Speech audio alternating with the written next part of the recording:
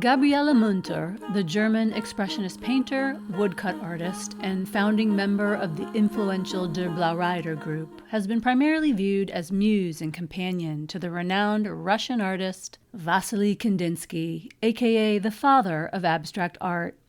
But thanks to a growing movement to correct historical biases, the importance of Münter's work is now being recognized. I recently saw a fantastic traveling retrospective of her work in Paris. And side note, while Kandinsky may have been the supposed father of abstract art, it was the Swedish artist Hilma af Klint who was the mother, having painted the abstract series Primordial Chaos 4 years before Kandinsky. Münter was born into an upper-middle-class family in Berlin to German parents who, surprisingly, had met and married in the States. But following the outbreak of the American Civil War, the couple returned to Germany. The youngest of 4, Münter's childhood was unremarkable. That is, until she was orphaned at age 20, and an inheritance allowed her to lead an independent lifestyle, typically off-limits to women at the time. Drawing, rather than using words, came naturally to Münter and was, as she put it, her thing. But still, she never had any intention of becoming an artist until her older brother encouraged her to do so. Because women were excluded from the German art academies, she began taking private lessons. After her mother's death, Münter joined her older sister on a 2-year trip to the U.S. to visit her mother's family. A relative gave her a camera. To quote Münter, "Photographs make clear how superficial, often even false, outward appearance can be," which spoke to her desire to express a deeper truth in her work. Once back in Germany, Münter, now 25, returned to her art training with renewed vigor.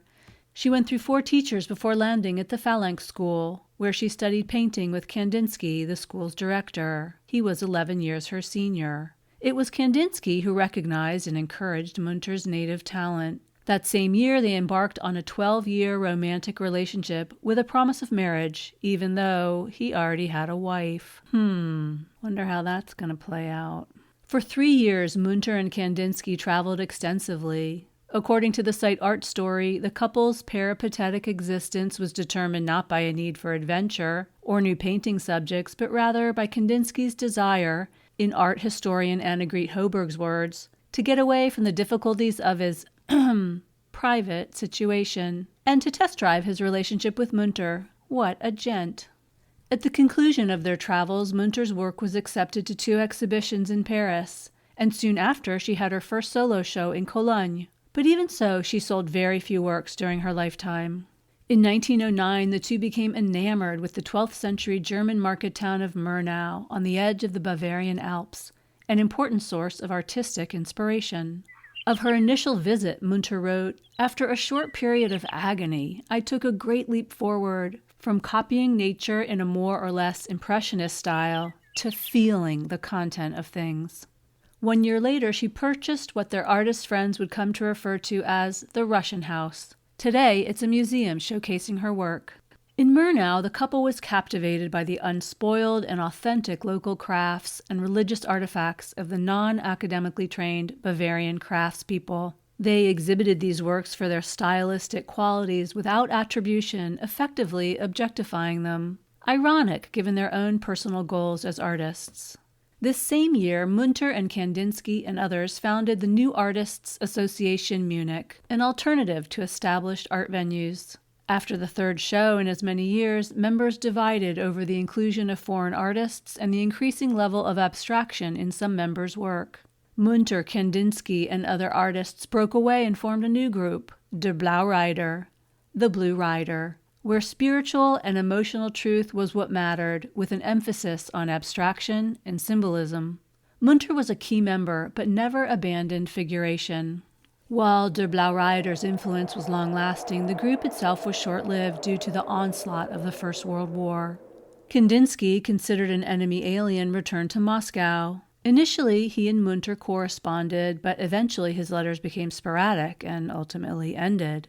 Convinced he had died, Münter was shocked and heartbroken to learn in 1920 that Kandinsky, then 50, was not only alive, but had, 3 years earlier, divorced his wife and married a 17-year-old girl. Furious, Münter demanded the return of her work, as did Kandinsky. Both refused. A bitter legal battle ensued.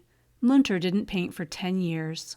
In 1928, Münter began a relationship with art historian and philosopher Johannes Eichner, 9 years her junior. In a misguided effort to protect her career during World War II, Eichner encouraged Münter to adopt a more pro-Nazi stance, but ultimately her work was labeled degenerate. After the war, they returned to her home in Murnau, where hundreds of paintings hidden from the Nazis, works by Kandinsky herself and other major Blaue artists, were miraculously intact. Toward the end of her life, she donated the collection to the Lenbach House in Munich. 2 years prior to her death in 1962, Münter's work was exhibited in the U.S. Other exhibitions followed, but it wasn't until 2023 that she had her first retrospective. Finally, Münter's groundbreaking work and influential role in shaping the history of modern art are not only being appreciated, but celebrated. Better late than never, I suppose. Thanks for watching. Please share, subscribe, and get your art fix on. Until next time.